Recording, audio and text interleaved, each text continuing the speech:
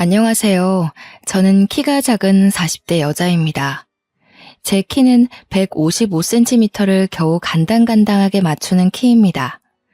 우리 어머니도 키가 작은 편이라 저도 어릴 때부터 키가 작을 것이라고 예상하긴 했었는데 이 정도로 안 클 줄은 몰랐다고 하시더라고요. 먹는 것도 잘 먹고 부족함 없이 컸음에도 불구하고 유전이란 참 신기하지 않을 수 없습니다. 반면 제 남편은 엄청나게 키가 큰 사람이었어요. 사람은 자기에게 반대되는 사람에게 끌린다고 하잖아요. 그래서였을까요? 남편에게 한눈에 반해서 제가 졸졸 쫓아다녔고 결국 저에게 두 손 두 발을 닫은 남편은 저와 결혼까지 골인했습니다. 저와 남편이 연애할 시절 사람들이 뭐라고 우리 커플을 불렀는지 아세요? 바로 고목나무와 붙은 매미였습니다. 남편의 키와 제 키가 30cm나 차이 났기 때문이에요. 저와 저희 어머니의 키가 매우 작다고 했었죠. 하지만 시댁 식구들은 정말 키가 무지하게 컸었습니다. 상견례 자리에서 고개를 하늘로 치켜들고 봐야 할 정도로 키 차이가 어마무시했어요. 시부모님도 남편의 형제들도 전부 키가 크더라고요. 제가 왜 시작부터 키 이야기를 꺼냈는지 대충 짐작이 가시나요? 바로 남편이랑 연애 후 결혼을 준비하는 상견례 자리에서 시어머니께서 제 키를 가지고 불만을 가지셨기 때문이었어요. 시어머니께서는 손이 귀한 집에 시집을 와서 아들만 내리 4명을 낳으신 아주 장군 같은 사람이었습니다. 시어머니의 시부모님, 그러니까 남편의 친조부모님께서 시어머니를 엄청나게 아꼈다고 들었습니다. 기골이 장대하고 키가 커서 아들을 줄줄이 낳을 거라고 귀가 닳도록 이야기를 하셨다고 했어요. 그러면서 상견례 자리에서 저에게 한마디 하시더라고요. 사돈댁은 딸만 둘이라지요? 예, 제가 딸만 둘을 낳았습니다. 그런데 무슨 문제라도. 아닙니다. 문제는 없죠. 단지 사돈이 키가 작아서 딸만 줄줄이 낳은 것 같아서 하는 말이죠. 우리 집은 손이 귀한 집안이라 아들을 낳아야 하는데 워낙 며느리들 아이가 키가 작아서 가능할지 모르겠네요. 키랑 자식 성별이 상관이 있나요? 우리 시부모님께서 키가 크고 기골이 장대한 여자가 아들을 낳는다고 하셨거든요. 근데 우리 며느리들 아이도 160은커녕 150도 안 되어 보이니 아들을 낳을 수 있으려나? 사돈, 무슨 말씀이 그러십니까? 세상에 여자 키로 아들, 딸 가르는 법이 어디 있습니까? 우리 딸아이가 작긴 하지만 그건 자식들 성별과는 상관없다고 생각합니다. 그런데 보세요. 저는 키가 커서 아들만 넷이고 키가 작은 사돈은 딸만 둘이잖아요. 아들 없어서 말년이 든든하진 않으시겠어요? 저희 어머니는 화가 나셨는지 찬물을 벌컥벌컥 들이키셨습니다. 하지만 상견례 자리가 자리이니만큼 소란스럽게 굴진 않으셨어요. 다만 상견례가 끝나고 집으로 돌아오는 차 안에서 이 결혼을 꼭 해야겠느냐 하시며 물어보셨습니다. 사실 저는 어머니께서 제가 어릴 때 이혼하셨던 터라 아버지가 없이 컸거든요. 가뜩이나 신경 쓰일 게 많은데 시어머니께서 계속 우리 아들 하시니 걱정이 이만저만이 아니셨나 봅니다. 저도 솔직히 시어머니께서 상견례 자리에서 저런 이야기를 꺼내실 줄은 상상도 못했던지라 조금 걱정이 되긴 했고요. 아무래도 나는 영 찝찝하다. 네가 어디가 모자란 것도 아니고 키는 뭐 큰 애들은 크고 작은 애들은 작은 거지. 그게 마음대로 됐으면 무슨 세상에 키 작은 사람이 어딨어? 아휴, 엄마 너무 신경 쓰지 마. 내세울 게 그것뿐이신 분이라 그런가 봐. 어떻게 신경을 안 쓰니? 네가 그런 집으로 시집을 가겠다는데 아주 그냥 아들 하는 꼴이 영 마음에 안 든다. 내가 엄마한테 2배로 더 잘할게요. 자식 이기는 부모 없다고 저희 어머니도 마지못해 알겠다고 하셨습니다. 그렇게 저와 남편은 결혼을 준비했고 성대하게 결혼식을 마쳤습니다. 남동생이 셋이나 있는 남편은 참 성실하고 지혜로운 사람이었습니다. 저런 시어머니 밑에서 우리 남편 같은 사람이 자랐다는 게 믿겨지지 않을 만큼이요. 신혼 첫날 밤, 시어머니께서 제게 전화를 하셨습니다. 저는 아무 생각 없이 반갑게 그 전화를 받았어요. 제가 먼저 전화드리려고 했는데, 저희 이제 호텔 도착했어요. 내가 전화하기 전에 아무리 바빠도 너네가 먼저 했어야지. 내가 정말 하나하나 이렇게 신경을 써야 되겠니? 죄송해요. 결혼식 끝나고 정신이 너무 없었어요. 오늘이 좋은 날이니 여기서 그만 넘어가마. 우리 맏며느리가 키가 작아서 걱정이긴 하지만 우리 아들이 좋다고 난리를 치니 내가 좀 더 지켜볼 거야. 남편을 항상 하늘같이 섬기고 항상 복종하고 순종하며 살도록 하거라. 저는 부부는 평등한 관계라고 생각하며 살았거든요. 어머님의 그 말씀이 너무나도 어이없고 황당했지만 겉으로는 티내지 않으려고 노력했습니다. 겉으로 그런 척 못할 게 뭐가 있겠냐 하는 생각이 있었죠. 연애하며 지켜봐온 남편의 성격상 절대로 복종이니 순종이니 할 사람이 아니었거든요. 치열한 네 형제 간의 경쟁 속에서 가장 현명하고 지혜롭게 버텨온 사람이라 믿을 만했습니다. 전화를 끊고 누구냐고 묻는 남편의 질문에 저는 가림없이 전부 다 솔직하게 말했습니다. 어머님이셔. 내가 키가 작아서 걱정이라고 하시네? 정말 쓸데없는 미신이라고 생각해. 그냥 한 귀로 듣고 한 귀로 흘려. 그뿐만 아니라 나한테 항상 당신을 섬기고 복종하고 순종하며 살으라네. 부부는 평등한 관계지. 당신이 무조건 나한테 맞출 필요 없어. 그러니까 그냥 앞에선 내내 장단 맞추고 우리는 알아서 잘 살자. 제가 원하던 대로 대답해주는 남편에게 뽀뽀를 한 뒤 저희는 신혼 첫날 밤을 보냈습니다. 그렇게 신혼여행을 즐겁게 마치고 양가에 인사를 드리러 간 날 저는 또 한 번 기함을 토하고 말았죠. 친정에서는 어머니께서 상다리가 부러지게 밥을 차려주시고 혹여라도 저희가 피곤할까 이것저것 하나하나 신경을 써주셨어요. 남편도 몸둘 바를 모르겠다면서 어머니께 진심으로 감사 인사를 했고요. 저는 그런 남편과 저희 어머니를 보면서 가슴 한켠에 차오르는 뿌듯함을 숨길 수가 없더라고요. 이런 게 바로 가족이고 화합이지 하는 생각이 들었습니다. 남편 없이 혼자 고생하며 저를 키우셨던 어머니께서 든든한 사위를 맞이한 것 같다면서 매우 기뻐하셨거든요. 그렇게 분위기 좋은 상태로 시댁에 갔는데 시댁의 분위기는 심상치 않았습니다. 제가 도착하자마자 일단 절부터 하라고 하시더니 앉아서 덕담을 가장한 무리한 요구를 하셨어요. 다른 건 필요 없다. 우리 집안은 손이 귀한 집안이니 아들을 낳거라. 고추가 아니면 아무짝에도 쓸모가 없어. 손이 귀한 집이라고 하기엔 남편의 동생 3명이 전부 다 남자인데 말이죠. 워낙 남아선호 사상이 큰 집안인 건 알고 있었지만 신혼여행을 마치고 돌아오자마자 아들 타령하시는 게 솔직히 너무 부담스러웠습니다. 제가 어떤 대답을 해야 할지 몰라서 우물쭈물하고 있자 남편이 옆에서 심드렁하게 대꾸를 대신 해주었습니다. 나는 딸 낳고 싶은데 형제들만 있다 보니까 애교 있는 딸 낳아서 예쁘게 키우면 그것도 너무 행복할 것 같네. 그러자 시어머니께서 노발대발 난리가 난 거예요. 시아버지가 큼큼 하시면서 말을 아끼시는데 시어머니께서 저에게 화를 내시더라고요. 우리 아들을 어떻게 구워 삶았길래 장손 입에서 딸을 담아?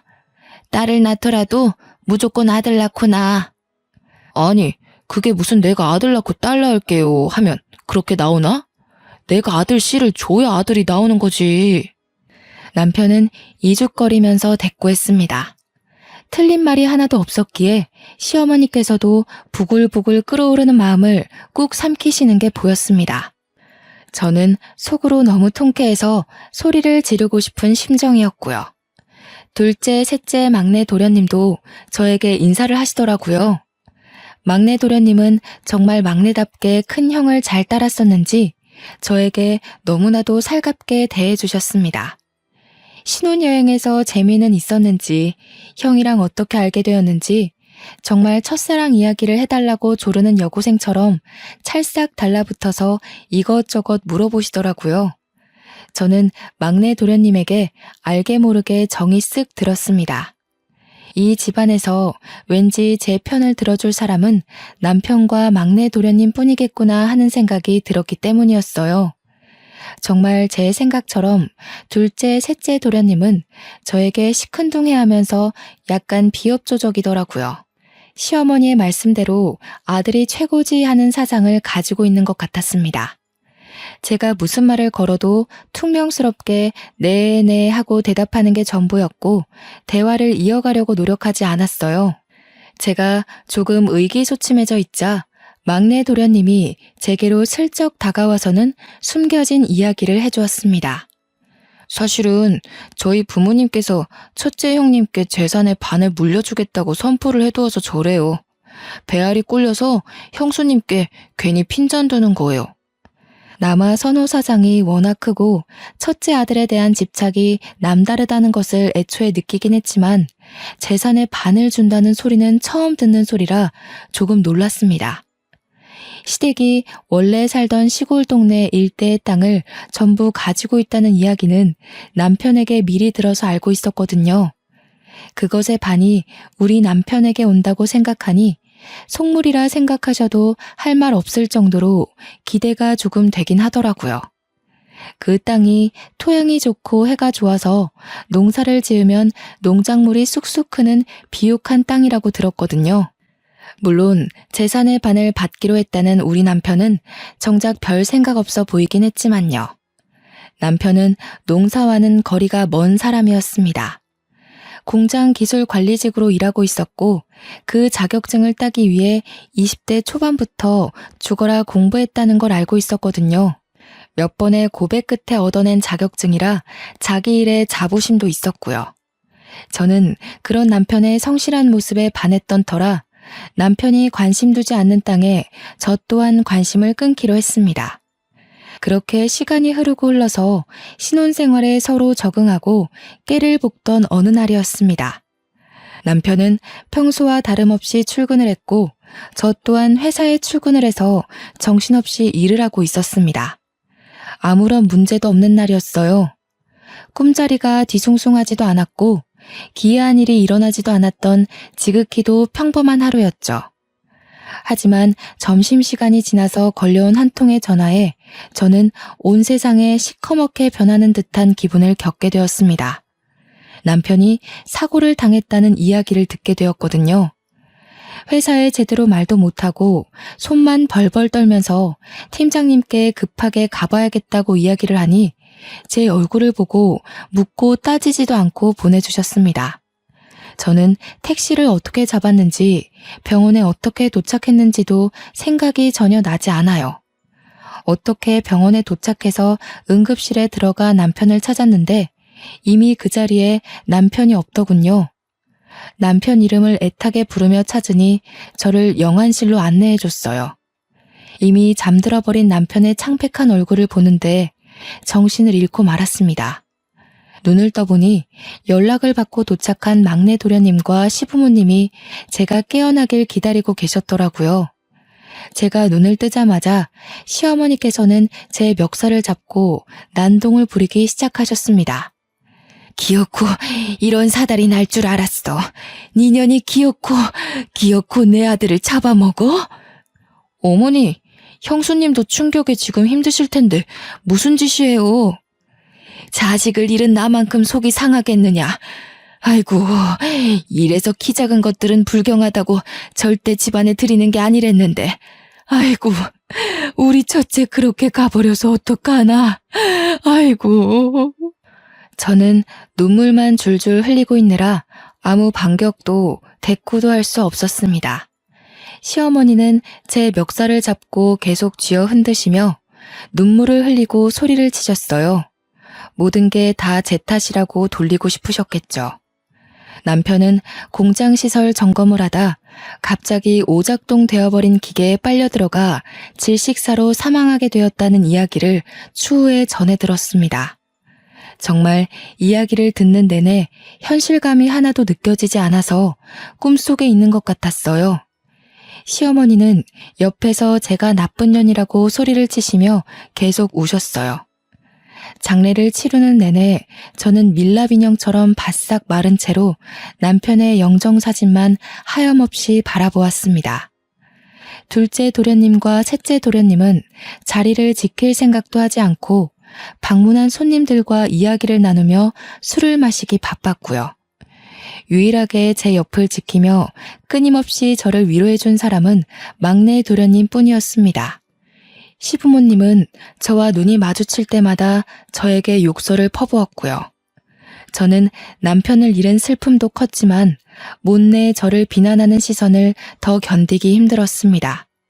그렇게 남편을 장지에 묻을 때에도 저는 한 발자국 뒤에 서서 남편이 땅속에 묻히는 걸 지켜봐야 했어요. 제가 가까이 다가갈 수도 없을 만큼 시댁 식구들이 저를 배척했거든요. 계속해서 막내 도련님만 저를 위해 다른 가족들에게 화를 내고 소리도 쳐주었습니다. 둘째 도련님은 아예 시큰둥한 얼굴로 저에게 위로의 말 한마디도 건네지 않았고요. 그 옆에 서 있는 셋째 도련님 또한 똑같았습니다. 남편은 그런 동생들도 가족이라고 극진히 챙겼었는데 사람의 탈을 쓰고 저렇게 쓰레기처럼 굴어도 되나 싶더라고요. 모든 절차가 마무리된 뒤 시어머니께서 잠깐 보자면서 가족들을 전부 추모공원에 있는 휴게실로 불러 모으셨습니다. 그러더니 저를 한껏 째려보고는 말씀을 이어나가셨어요. 내가 재산을 첫째 아들에게 반을 주겠다고 했던 거 다들 기억하지? 네. 근데 형이 이렇게 허망하게 갔는데 어쩌시려고요? 내가 아무리 생각해도 첫째가 자식을 낳은 것도 아니고 애초부터 저 며느리가 마음에 썩 들었던 것도 아니었다. 우리 아들이 나에게 얼마나 효심 지극하게 굴었는데 저 못난 것이랑 결혼한 이후부터는 아주 싹수가 노랗게 물들었었지. 그래서 유언장을 고치려고 한다. 그럼 우리 몫이 좀 늘어나나? 형, 어떻게 큰형 장례를 치른 자리에서 그런 말을 할 수가 있어? 막내 너는 언제까지 착한 척하면서 살 거냐? 산 사람은 살아야지. 그러니까 어머니도 저렇게 유언장을 고치겠다고 하는 거 아니겠어? 시끄럽다. 형 죽은 자리에서 뭐 좋은 일이라고 그리 크게 떠들어. 첫째가 죽었고 남긴 자식도 없으니 유산 상속에서 제외하도록 하겠다. 당연히 며느리 너한테 갈 유산은 한 푼도 없을 것이야. 저는 아무런 생각도 들지 않았습니다. 어차피 그 재산도 결혼 이후에나 알게 된 것이었고 있으나 없으나 상관없는 일이라고 생각했어요. 저는 남편을 잃은 과부인데 그깟 재산이 눈에나 들어오겠습니까? 옆에 늘 굳건히 지켜주던 남편이 사라졌는데 그게 대수겠냐고요. 저는 아무 말 않고 입을 꾹 다물고 있었습니다. 1분이라도 빨리 이 자리를 벗어나고 싶다는 생각만 가득했어요. 가슴속 깊은 곳에서 끓어오르는 울분을 참아내기 힘들었거든요. 어쩌다가 우리 남편은 이런 가족들 사이에서 자라게 된 것인지 막내 도련님 혼자 고군분투하는 걸 보니 너무 가슴이 먹먹했습니다. 동생들을 알뜰살뜰 챙기던 남편이고 시부모님에게 더없이 효도하던 착한 아들이었는데 마지막 가는 길에서 고작 한다는 소리가 재산 이야기라니. 참 사람 일이라는 게 이렇게나 더럽게 느껴질 줄은 몰랐습니다. 둘째가 이제 맞이나 다름없으니 50%를 주고 셋째와 막내에게 각각 25%씩 재산을 나누는 걸로 하겠다. 아이고, 우리 형님 이렇게 가시면서 제게 큰 선물 주시고 가네. 형수님께 감사드려야 할 일인가요? 형수님, 고맙습니다. 형! 소리는 왜 지르고 그래? 그렇잖아. 어머니 말씀대로라면 형수님 만나서 우리 형 팔자가 꼬인 거 아니야. 그 덕에 내 배만 부르게 생겼어. 이런 자리에서 경거망동하게 굴지 마라. 추모는 확실하게 하고 짚을 건 확실하게 짚자는 주의니까 그런 거지. 너랑은 더 이상 볼 일 없다. 네 남편 추모는 알아서 하고 더러운 인연이니 보지 말자꾸나. 저는 다시 남편이 묻힌 묘자리로 가서 비석을 끌어안고 한참을 봉분에 엎드려 울었습니다. 어떻게 자기 친형이 죽었는데 그깟 재산 한두 푼 때문에 웃음을 흘릴 수 있을까요? 저에게 고맙다고 이야기를 하는데 정말 미친놈인 줄 알았습니다. 돈에 눈이 멀어 가족이고 뭐고 아무것도 보이지 않는 사람처럼 행동하는 동생들을 믿고 의지했던 남편이 너무 불쌍했어요. 하늘에서 이런 모습 보며 상처받을까봐 걱정도 되었고요. 2번 다시는 보지 말자면서 모질게 저를 내치는 시댁 식구들 사이에서 막내 도련님만 하염없이 저에게 미안해했습니다. 저는 막내 도련님에게도 아무 말도 할 수 없었습니다. 남편의 식구들에게 정말 치가 떨릴 정도로 실망했기 때문이었어요.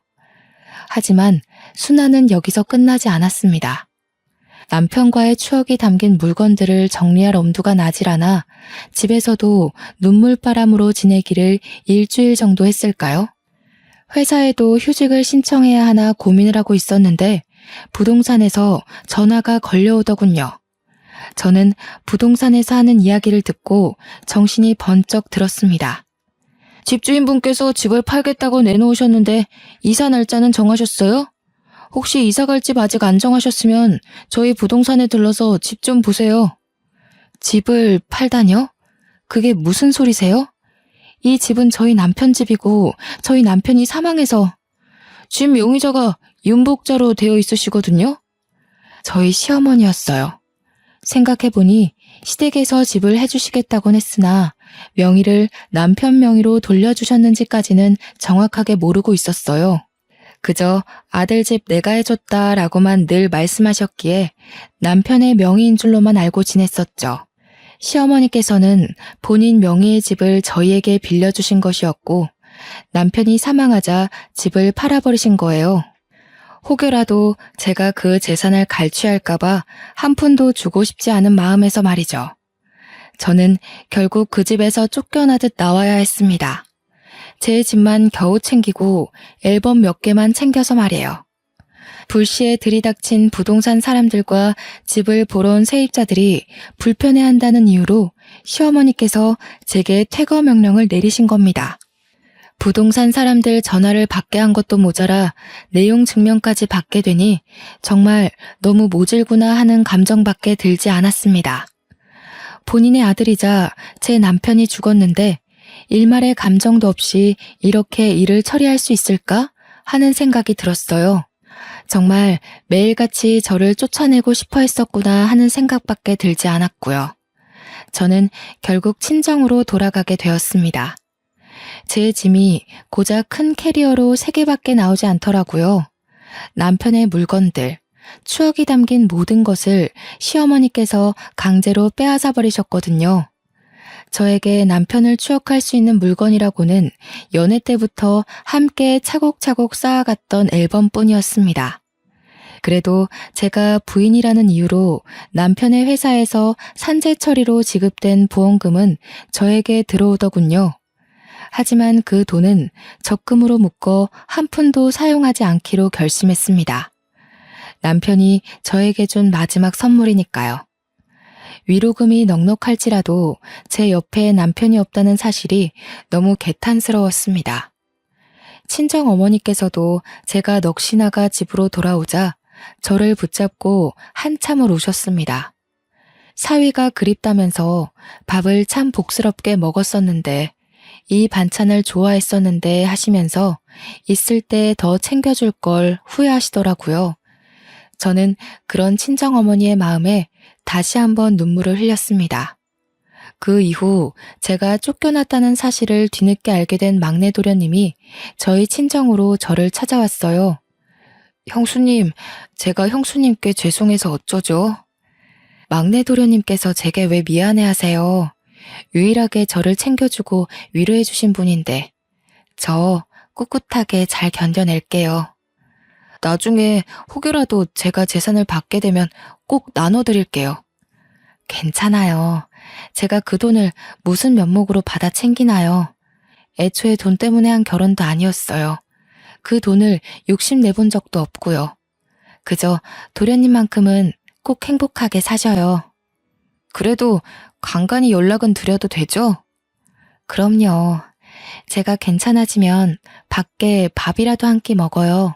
그렇게 막내 도련님과는 연락을 하면서 지내게 되었습니다. 그 외에 시댁 식구들과는 일절 연락을 하지 않고 지냈고요. 물론 그쪽에서도 저에게 먼저 연락하는 일은 없었습니다. 한 가족이라고 생각하고 지냈었는데 이런 식으로 인연이 끊기니 참 우습더라고요. 그렇게 몇 개월이 지나고 막내 도련님에게 연락이 왔습니다. 결혼할 여자가 생겼는데 저에게 꼭 소개를 시켜주고 싶다는 내용의 연락이었어요.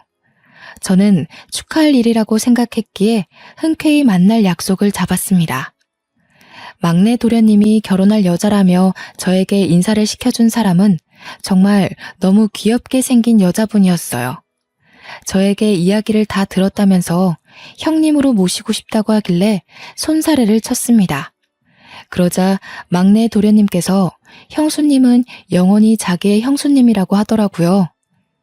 형님이라고 부르고 싶어요. 이이가 얼마나 형님 칭찬을 했었는지 제가 질투가 다 날 정도였다니까요. 이제 가족이라는 인연의 끈도 끊어져 가는데 제가 그런 대우를 받아도 될지 모르겠어요. 무슨 소리를 하시는 거예요? 언제까지고 저의 큰 형님의 하나뿐인 가족이신데 그런 식으로 말씀하시면 섭섭합니다, 형수님. 늘 이렇게 마음 써줘서 너무 고맙습니다. 형님, 제가 아무리 그래도 마음 붙일 사람이 형님뿐인 것 같아요. 그러니까 저를 도와주신다 생각하시고 내치지 말아주셔요. 저는 그 고운 마음씨에 반했습니다. 끼리끼리 만난다고 둘째 도련님과 셋째 도련님은 결혼해서도 시댁에서 얼굴을 본 게 손에 꼽힐 정도였거든요. 하지만 결혼도 하기 전에 저를 찾아와 이렇게 인사까지 해주니 제가 얼마나 고마움을 느꼈겠어요? 따지고 보면 이제 가족이라 하기엔 너무 먼 사이인데도 불구하고요. 하지만 한 가지 걱정되는 부분이 있었습니다. 아담하고 귀여운 막내 동서의 키가 걱정이었어요. 아무래도 막내 도련님 또한 그 부분이 걱정인 것 같았습니다. 막내 동서의 키가 작으니 저와 같은 시집살이를 겪게 될까 무서웠던 거였겠죠. 혹여라도 막내 도련님 신상에 문제가 생기면 시어머니께선 모조리 막내 동서의 탓을 하실 게 분명했으니까요. 저에게 현명한 대답을 얻고자 하는 것 같았습니다. 저는 솔직하게 조언을 했어요. 키 때문에 걱정이신 거죠? 솔직히 겁이 나지 않는다면 그것도 거짓말이겠네요. 막내 도련님께서 잘 막아주시면 괜찮을 거예요. 거기다가 맏며느리도 아니니 저보다 덜할 수도 있어요. 저는 막내 도련님과 동서의 결혼을 진심으로 축하해 주었습니다. 그리고 청첩장도 받았고요. 시댁 식구들을 마주치겠지만 축하하는 자리에 꼭 참석하고 싶어서 약속을 했습니다. 저는 꽤 많은 수모를 당했지만 막내 동서에게는 그런 일이 생기지 않기를 진심으로 기도했고요. 그렇게 막내 도련님의 결혼식장에 참석했습니다. 시댁 식구들은 제가 결혼식장에 나타나자 꽤나 당황한 모습을 했지만 저는 아랑곳하지 않았습니다. 신부 대기실에 가서도 진심으로 축하의 말을 전했고 일부러 시부모님과도 인사를 했습니다. 좋은 날 왜 나타나서 사람 기분을 흔들고 그래? 막내 도련님까지 장가 보내셔서 홀가분하시겠어요. 꼭 지 같은 거 데려와서는 마음에 드는 구석이 하나도 없어. 키로 구박 그만하시고요. 내 아들 잡아먹은 주제에 지금 우리 집안일에 간섭하는 게야? 좋은 날이잖아요, 어머님. 저는 막내 도련님 진심으로 축하드리려고 찾아온 거예요.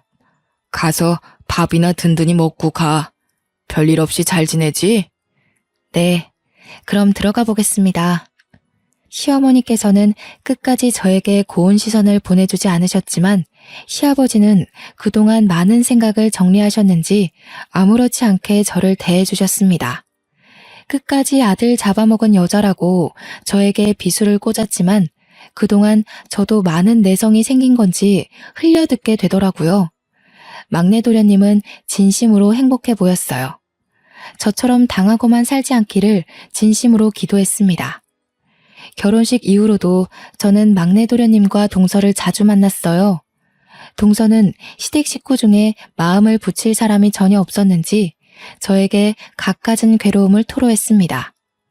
사람은 참 변하지 않는다고 시어머니께서는 여전히 키로 사람을 구별하는 것 같았습니다.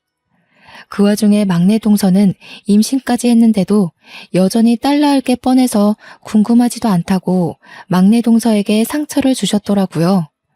그러더니 시어머님께서 저에게 딱 말씀하시더라고요. 키가 작아서 아들 낳겠다고요. 남편이 화내지 않았으면 저 정말 심장이 터졌을지도 몰라요. 그 자리에서 대들기가 쉽지 않지. 키가 작아서 아들 못 낳을 거라는 건 도대체 어느 시대 발상인지 모르겠어. 그것뿐만이 아니에요. 임신 초기라 조심해야 하는데 어차피 딸 낳을 건데 조심할 필요가 있겠냐고. 첫 아이를 딸 낳으면 그때부터는 줄줄이 아들 낳는 길이 막힌다고. 아, 참. 그래서 쉬지도 못하고 내내 시댁에서 일만 하다 온 거야? 어쩌겠어요. 형님들은 아무도 안 오시지. 일할 며느리는 저밖에 없지. 이제 와서 저한테 도망간 첫째 며느리는 일은 잘했다고 비교를 하시지 뭐예요. 저는 막내 동서를 매번 달래주었습니다. 가끔 만날 때면 임신 중이라 분명 몸무게가 늘어야 하는데 꼬투리를 잡아 시집살이를 시키는 시어머니 때문에 하루하루 말라가더라고요. 저의 과거를 보는 것 같아서 마음이 참 아팠습니다. 그러던 도중 시아버지께서 농사를 지으시다가 농기계가 뒤집어지면서 큰 사고를 당했다는 소식을 접했습니다. 시아버지의 안위도 걱정되었지만 모든 화살이 막내 동서에게 씌워질까 겁이 났죠. 시아버지께서는 시름시름 앓다가 결국 첫째 아들 옆에 묻히게 되었습니다. 당연히 저도 장례식장에 참석을 했어요. 일찌감치 찾아뵙고 싶었지만 제 일이 바빠 발이 나는 날 오전에서야 장례식에 참석할 수 있었고 추모공원까지 함께 참석했습니다. 그런데 막내 동서를 엄청나게 닥달하고 잡아먹을 것처럼 굴 줄 알았던 시어머니께서 은근히 아들들의 눈치를 보고 계셨습니다. 저는 저에게 했던 것과 달리 막내 동서의 옆에 은근히 붙어서 둘째, 셋째 도련님 가족들의 눈치를 보는 시어머니가 참 이상하게 느껴졌어요. 시어머니께도 인사를 드리고 집으로 돌아와 막내 동서에게 수고했다고 연락을 했습니다. 그러자 막내 동서가 저에게 조용히 비밀을 말해주더라고요. 장례식장에서 큰 소란이 있었어요. 시어머니께서 제 옆에 은근히 붙어있는 거 보셨죠? 무슨 소란이 있었길래 그래? 나는 막내 동서한테 덮어 씌울 줄 알고 솔직히 걱정 많이 했어. 글쎄, 둘째, 셋째 형님들이 유산을 내놓으라고 어머님을 협박하듯 겁을 주시더라고요. 그 재산 다 들고 죽으면 무슨 소용이 있냐면서 아버지도 돌아가셨는데 당장 내놓으라고요. 뭐? 장례식장에서 그랬단 말이야? 저랑 남편이 얼마나 놀랬겠어요. 남편은 형들 말리고 저는 어머님 옆에 서서 그러지들 마시라고 소리 지르고 시어머니께서 자기 주거든 가져가라고 울면서 소리치시고 금이야 오기야 키운 아들들이 돈 때문에 하극상을 벌이니 어머님도 엄청 놀란 눈치시더라고요.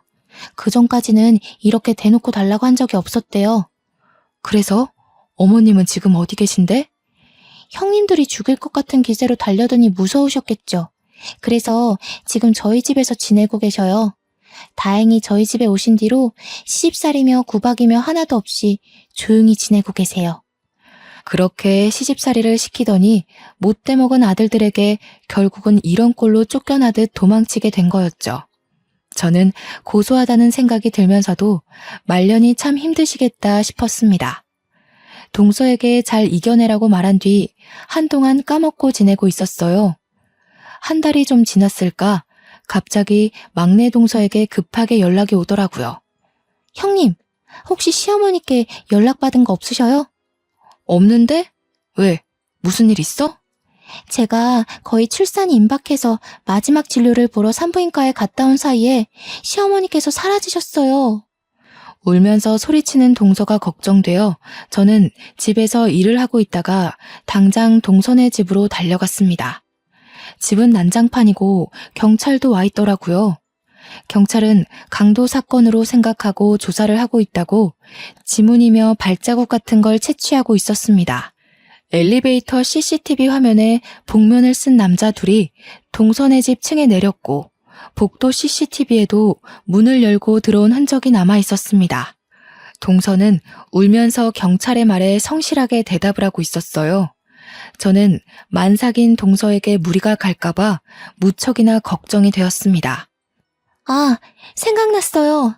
저 집에 아이가 태어날 걸 생각해서 거실이랑 안방에 홈 CCTV를 며칠 전에 설치해뒀어요. 움직임을 감지하는 CCTV라 아마 찍힌 게 있을지도 모르겠어요. 동서는 헐레벌떡 컴퓨터를 켜서 녹화된 부분이 있는지 찾아보기 시작했어요. 그러자 파일 여러 개가 있더라고요. 거실 CCTV를 확인하는데 복면을 쓴 남자 둘이서 집으로 들어와 시어머니를 막 잡아당기고 난투를 벌이고 있더라고요. 그 순간 시어머니께서 한 남자의 복면을 확 벗겨내는데 저는 정말 큰 충격을 받았습니다. 복면 밑에 숨겨진 얼굴이 둘째 도련님이었기 때문이었어요. 소식을 듣고 달려온 막내 도련님은 그 화면을 보고 화를 숨기지 못했고 경찰은 아는 사람인지 물어보았습니다. 동서는 수치심에 얼굴이 빨개져서 차마 가족이라고 말도 못하고 입을 꾹 다물길래 제가 대신 대답했어요. 둘째 도련님이네요. 그러니까 납치당한 시어머니의 둘째 아들이요. 경찰들도 모두 당황하더라고요. 결국 둘째 도련님의 차량이 수배되고 셋째 도련님까지 연관된 게 틀림없을 거라고 추적을 부탁드렸습니다. 나머지 복면을 쓴 한 명이 셋째 도련님이지 누구겠어요? 이틀을 꼬박 추적하고 저는 그동안 막내 동서의 옆에서 무리가 가지 않도록 자리를 지켰습니다. 경찰이 시어머니를 찾은 것 같다는 연락을 했고 저희는 한달음에 이름도 모를 야산으로 달려갔어요. 정말 아무것도 없는 동네 야산이라고 하기엔 꽤 큰 산속에서 시어머니가 발견되었습니다. 추위에 발가락은 다 동상을 입어서 당장 응급처치가 필요한 지경이었습니다. 추위를 피하려고 낙엽 속에 들어가 체온을 높이려고 했다는데 이 추운 겨울바람에 낙엽 속에 들어가 봤자 땅이 꽁꽁 얼어있는데 무슨 소용이 있었겠습니까? 막내 동서는 그런 시어머니의 모습을 보자마자 울고불고 난리가 났고요. 시어머니께서도 불이 나게 찾아온 저와 막내 동서 그리고 막내 도련님을 보자마자 오열을 하셨습니다. 그깟 재산이 뭐라고 하시면서 우시는데 마음이 참 불편하더라고요. 시어머니께서는 병원에서 안정을 찾고 기본적인 검사를 마친 뒤 발가락 동상 치료를 받기로 했습니다. 경찰들도 입원실에 찾아와 시어머니께 진술을 받아갔고요. 결국 둘째 도련님과 셋째 도련님은 검찰로 넘겨지게 되었습니다. 뉴스에서도 얼마나 대대적인 보도를 하던지 주위 사람들이 도련님들 이야기인 걸 모를 수가 없겠더라고요. 당연히 살인미수로 두 사람 모두 재판에 넘겨지게 되었고 유산에 눈이 멀어 버린 짓이라는 게 밝혀졌습니다. 아이러니하게도 존속 살인미수로 인하여 유산을 받을 자격 또한 박탈되었고요. 나중에 와서 둘째, 셋째 도련님들의 처가댁에서 시어머니를 찾아와 빌고 또 빌었지만 시어머니께서는 절대 용서도 합의도 없다고 못 박으시더라고요. 그날의 일로 느낀 게 많았는지 출산하러 간 막내 동서 대신 어머님 옆을 지키고 있던 저에게 넌지시 이야기를 하시더라고요. 내가 참 인생을 헛똑똑이로 살았지 뭐냐. 솔직히 그동안 키 가지고 저나 막내 동서한테 너무 하시긴 했죠. 이제 와서 내가 반성할 마음이 드는구나. 내가 이 돈 다 가져가서 어디다 쓰겠니? 막내 아들네 다 주고 툴툴 털난다. 잘 생각하셨어요. 아이도 출산하러 갔는데 큰 보탬이 될 거예요. 내가 우째 걔네만 챙기겠니? 내가 너한테도 줘야지. 괜찮습니다, 어머님. 제가 그 돈 욕심나서 결혼한 것도 아니었고. 내가 너한테 모질게 굴었던 걸 이 돈으로 용서받고자 하는 게 아니다. 그냥 내 마음이 불편해서 그래. 우리 첫째 아들 몫이다 생각하고 받아두거라. 나중에 시어머니께 이야기를 들은 막내 도련님도 제게 그 돈을 꼭 받으라고 하더라고요. 결국 저는 유산 중 10억을 상속받게 되었습니다. 막내 동서는 떡두꺼비 같은 아들을 무사히 출산하였고요. 그제서야 시어머니께서는 고작 키 때문에 며느리들을 차별하고 모질게 굴었다며 저와 막내 동서에게 진심으로 사과를 하셨습니다. 지금은 막내 도련님 댁에서 떡두꺼비 같은 손자를 키우며 행복하게 지내시고 있고요. 몇 달 전 저에게 넌지시 시어머니께서 만나는 남자는 없냐고 물어보시더라고요.